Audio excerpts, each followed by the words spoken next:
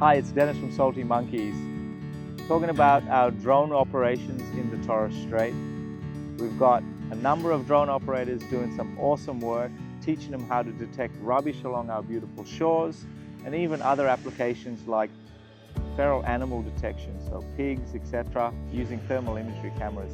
The guys have learned everything from scratch and they're doing an amazing job, and we've put it all together on a final test and assessment and a beautiful location, finishing with flying colours. So congratulations team, you've done an awesome job, and I'm looking forward to doing more with you in the future. Eso. I'm Kelvin Ross, CEO of KJR. We are the technology and AI partner with Salty Monkeys on the Marine Debris Task Force.